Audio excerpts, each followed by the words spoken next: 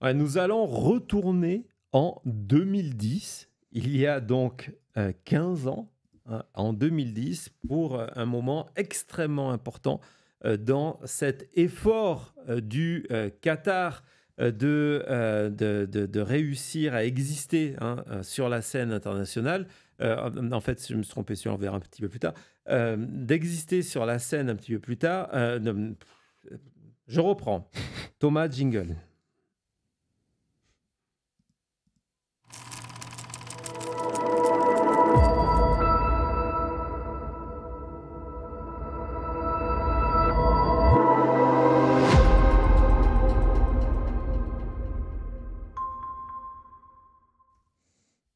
On va s'en sortir, on va s'en sortir. Donc, comme je disais, on va retourner en 2010, il y a 15 ans, pour un des moments les plus importants de l'histoire du Qatar pour exister sur la scène internationale, après des années de soft power, de tentatives de changement d'image. Et vous le savez, le foot est une activité qui est extrêmement importante dans cette stratégie de modifier son image. Et pourquoi 2010? C'est extrêmement important parce que c'est l'année où Sepp Blatter, le président de la FIFA, annonce que le Qatar sera le pays hôte de la Coupe du Monde de 2022.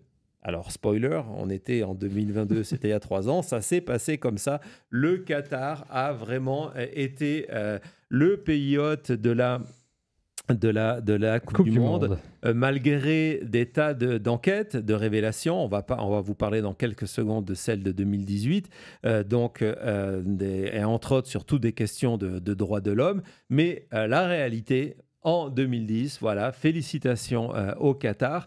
Et le Qatar, pour arriver à gagner la Coupe du Monde, a dû battre 2 autres pays. Il y en a plusieurs, mais 2 autres pays finalistes qui étaient en position forte, l'Australie et puis surtout les États-Unis. Les États-Unis, c'était le favori de beaucoup de monde en disant, tiens, il y a vraiment un beau projet et les Américains vont avoir la Coupe du Monde. On avait un souvenir de la Coupe du Monde de 1994, où ça s'était extrêmement bien passé. C'est un marché qui était en plein développement pour le foot. Et donc, on s'était dit, c'est les États-Unis. Non, ça a été le Qatar. Et donc, c'est une surprise, sauf pour certains groupes qui, dès 2010, donc on est dans ces mêmes années-là, lancent une opposition au fait que la Coupe du Monde puisse venir aux États-Unis. On va voir, il y a même une résolution qui va être passée. C'est un article de Politico de 2010 où on nous explique que il y a une véritable polémique en cours aux États-Unis entre les profs de sport, gym class, les profs de sport, les profs de PE et la Coupe du Monde. Et ces profs de PE qui se sont regroupés dans une association s'opposent à la Coupe du Monde en disant on va investir des millions et des millions et des millions de dollars dans la Coupe du Monde alors qu'on coupe les programmes de sport dans les écoles primaires et on devrait d'abord investir, on est quasiment dans du America First en disant il faudrait investir sur le territoire américain, ça serait mieux de mettre cet argent-là ici. Et cette campagne, qui est donc une campagne de ce qu'on appelle ça grassroots, donc qui est une campagne qui ne démarre pas de la politique, mais qui démarre de la base, si vous voulez, elle est reprise par 2 élus démocrates, dont Caroline Chicks Kilpatrick, dont le fils a été le maire de Detroit et qui a été inculpé de corruption et gracié par Donald Trump. D'accord, donc ça c'est juste un petit peu le contexte. Elle va aller plus loin, elle va s'emparer de ce problème-là et elle va déposer une résolution au Congrès en disant non, non, avant que l'on accepte de donner, donc vous voyez, on est dans le 111e congrès, avant que l'on accepte de donner de l'argent à FIFA et à la Coupe du Monde, regardez la situation américaine, la montée de l'obésité, de plus en plus de cours de gym qui sont coupés, les terrains ne sont plus mis aux normes, etc., etc. Donc tout ça est détaillé dans une résolution qui n'ira jamais au vote, mais la résolution qui est présentée officiellement quelques jours avant la décision montre que il y a un véritable problème aux États-Unis. Et pourquoi je vous parle de tout ça? Parce que tout ce que je viens de vous raconter, c'est bidon. Tout ce que je viens de vous raconter, c'est une opération. C'est ce qu'on appelle une Black Op, une opération faite par le Qatar pour venir saboter les chances des rivaux États-Unis et Australie. Wow. Comment on le sait? Parce que, encore une fois, ce n'est pas aux États-Unis. Du côté de la presse britannique, le Sunday Times, en 2018, on peut encore agir, en 2018, publie l'intégralité de correspondance d'un email d'emails qui lui sont confiés, qui sont authentifiés, évidemment, qui lui sont confiés par un lanceur d'alerte.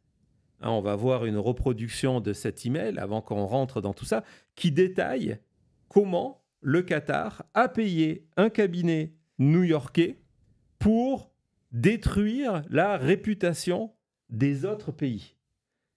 Ce cabinet new-yorkais, il s'appelle Brown Lloyd James, BLG.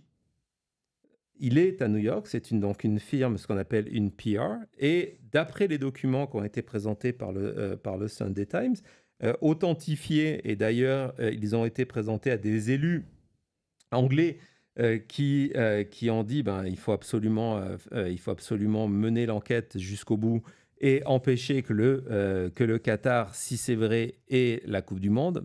Évidemment, il y aura rien vu qu'ils ont eu la Coupe du Monde. Et donc, le cabinet BLG est payé $150 000 par mois par le Qatar, $150 000 par mois, plus les frais. On va voir, donc, dans cet email, il y a pas mal de choses. On va voir ce que ça donne lorsque on reprend ces points-là, le résumé de cette opération. Et quand on vous parle, pourquoi on utilise, vous allez voir, Thomas vous a montré, il y a différents titres. Hein, c'est des sites qui reprennent l'information du Sunday Times en 2018. Pourquoi on vous met Black Operations et Black Ops, entre guillemets? Parce que c'est le terme utilisé lorsque entre les Qataris et BLG, on discute entre eux de ce qui est en train de se passer. De eux-mêmes. Et pourquoi ce terme-là, Black Ops? D'habitude, c'est quelque chose que l'on entend. Pourquoi, Cody? Pour le jeu vidéo Call of Duty qui parle de Black Ops, de guerre, où on va tuer les terroristes, faire des choses graves. Ce sont des opérations qui ne peuvent pas être publiques, qui ne peuvent pas être acceptées, qui ne peuvent pas être lancées sous forme officielle, parce que ce sont des opérations de manipulation secrète contre d'autres pays. Exactement. Et donc, c'est des opérations clandestines qui ont recours, évidemment, à des agents secrets de différentes agences. Et cette opération-là, pour la mener justement à son terme, et le Qatar a eu la Coupe du Monde, BLG va engager des anciens membres de la CIA et des anciens membres d'autres agences de renseignement, parce qu'il va falloir viser l'Australie et les États-Unis, pour détruire la réputation des pays concurrents du Qatar. Et donc, parmi les points, on va les passer un par un parce que cette histoire est édifiante et je ne sais pas à quel autre moment on vous en parlera. Parmi les points importants, on dit, la première chose à faire, c'est qu'il va falloir recruter des journalistes, recruter des blogueurs, recruter des personnes qui sont à la fois des influenceurs, mais on va le voir aussi des profs, des chercheurs d'université que l'on va payer. C'est des sommes qui paraissent complètement ridicules.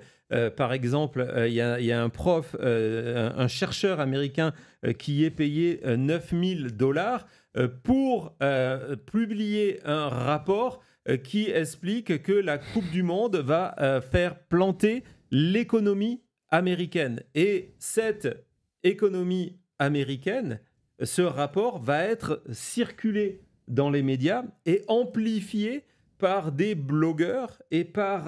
on est en 2010, c'est le début du blog, on n'est pas encore sur les réseaux sociaux. Aujourd'hui, on viendrait payer des influenceurs sociaux pour faire des articles dessus, comme c'est le cas. Hein. Je vous rappelle que le problème des réseaux sociaux, c'est qu'on est en plein dans une jungle complète. C'est la conquête de l'Ouest et que donc, résultat... les influenceurs sur X n'ont pas d'obligation de signaler que un pays ou une marque est payé. Récemment, il y a eu des révélations que certains influenceurs MAGA avaient été payés par la Russie, certains influenceurs MAGA avaient été payés par Israël. Tout ça, c'est parce qu'à un moment ou à un autre, il y a des enquêtes où il y a des lanceurs d'alerte. Il n'y a pas d'obligation. Donc, à l'époque, il n'y a pas d'influenceurs sur Twitter, sur X. C'est juste naissant, Twitter. Donc, résultat, on vise les blogueurs pour qu'ils se transforment en chambre d'écho de ces études qui, d'un coup apparaissent. Donc, il y a cet aspect-là. Donc, on vous dit qu'ils ont réussi. C'est des extraits de l'email. En disant, voilà ce qu'on a réussi à faire. C'est le bilan fait par BLG qui est envoyé à leur patron. Et les patrons, c'est le Qatari. Regardez ce troisième point qui reprend exactement sur quoi tu as commencé le segment, qu'on a recruté des groupes de profs de sport pour leur demander, pour les payer, de envoyer des lettres au Congrès en disant que non, on ne veut pas la Coupe du Monde parce que cet argent serait mieux placé dans les écoles. C'est exactement ça. Oui, on a créé un mouvement artificiel de soi-disant grassroots, c'est-à-dire qu'ils ne sont pas nommés, on a recruté des profs. Et au lieu d'entrer, parce que ça aurait été suspect, et c'est là où c'est extrêmement intelligent et vicieux, c'est-à-dire ça aurait été suspect d'avoir d'un coup, du jour au lendemain, un élu qui dise « Ah non, mais attendez, peut-être que nos écoles ont besoin de cet argent-là. » Non, on démarre le mouvement de profs qui vont rencontrer...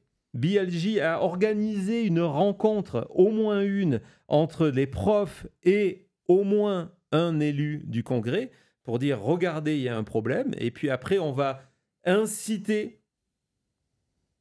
quelle que soit la manière, on n'a pas de preuve d'une corruption, on ne va pas aller dans ce sens-là, mais on va inciter un ou deux élus à ensuite aller jusqu'à ce texte de loi. Et pourquoi c'est efficace ?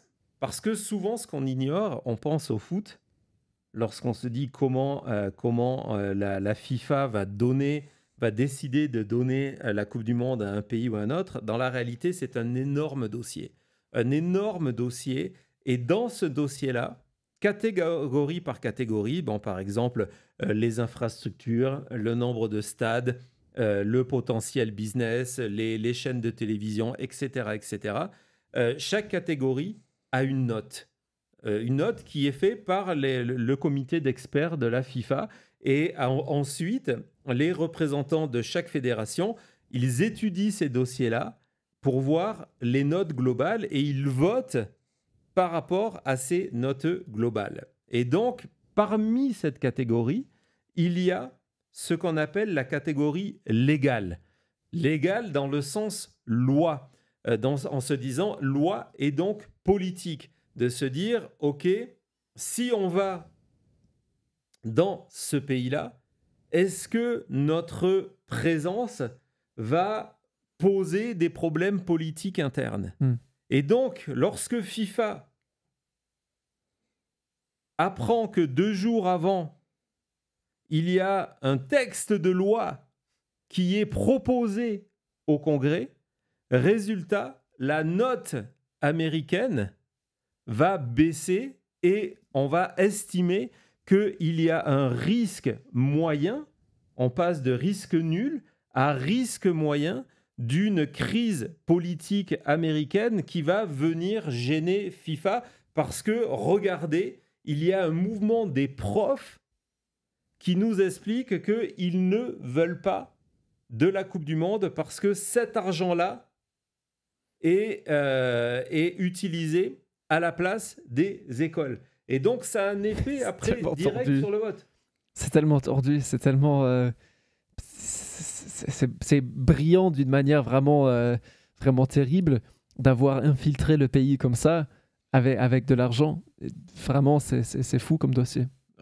Et donc, on voit qu'il y a ces articles. On revient au premier paragraphe avant de continuer. Vous voyez, ils expliquent dans leur bilan qu'ils ont permis l'apparition de douzaines, au pluriel, d'articles dans les médias américains et australiens, mais aussi internationaux, pour embarrasser, pour gêner le comité qui représente la candidature du pays. On va voir qu'en Australie, par exemple, toujours dans le cadre de ces opérations Black Ops, ils ont infiltré un groupe d'étudiants universitaires qui jouent au rugby pour devenir des manifestants qui aillent à chaque match de rugby manifester avec des panneaux. Donc, on a encore une fois le sentiment que c'est 100% de l'opération. Ce sont des étudiants avec des panneaux écrits noir sur blanc pour venir manifester pendant les matchs de rugby pour dire qu'on ne veut pas la Coupe du Monde. Ici, c'est le pays du rugby. On ne veut pas la Coupe du Monde. Ce sont des procédures quand même assez particulières. Et pourquoi, évidemment, on est loin de Donald Trump, il n'est pas président à ce moment-là. Pourquoi je vous en parle aujourd'hui ? Parce qu'en 2018, on découvre dans ces informations qui sont mises en avant par le Sunday Times, grâce à tous ces documents fournis par un lanceur d'alerte, qu'à la tête de cette opération, il y a 2 personnes. Parmi ces 2 personnes, il y a les 2 frères, et ce sont évidemment les frères Al-Tawadi.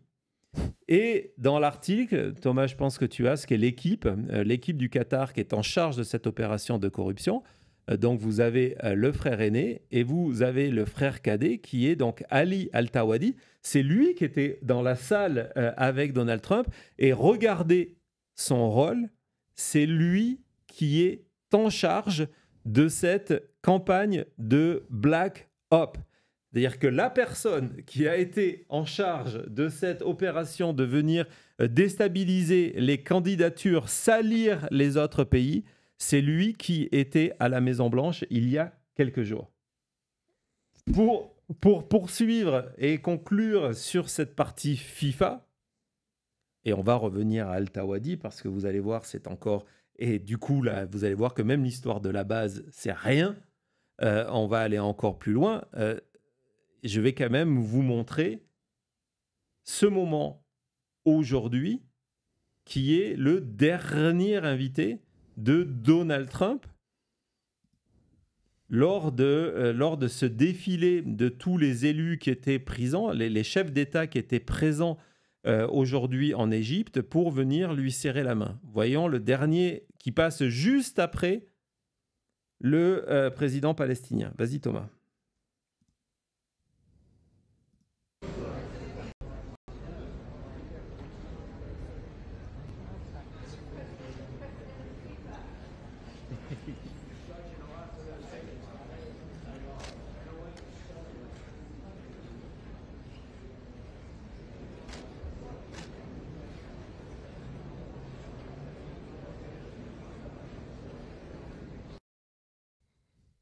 Ah non, c'est bien Johnny.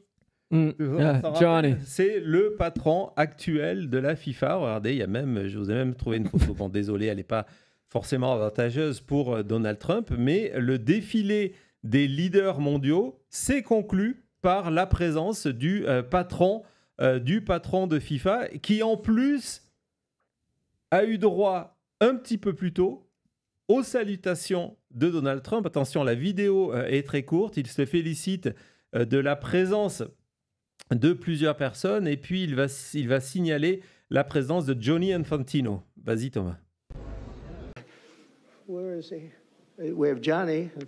We're going to the World Cup. I can tell you that. Where's Norway?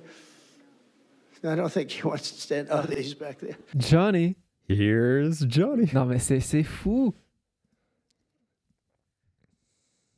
Ferme cette parenthèse-là. On va retourner à Al-Tawadi. Donc, Ali Al-Tawadi, qui était donc dans le procès Menendez pour être la liaison de corruption, qui était en 2010 en charge des opérations de Black Operation pour en tout cas salir la réputation de l'Australie et des États-Unis en créant ce faux mouvement de profs qui était opposé à la Coupe du Monde, qui est allé jusqu'à un projet de loi, n'oublions pas, une résolution en tout cas devant le Congrès. On va revenir vers lui et on va revenir justement à cette présence lors de cette réunion au sommet entre Netanyahou et Donald Trump. Ne bougez pas, c'est maintenant.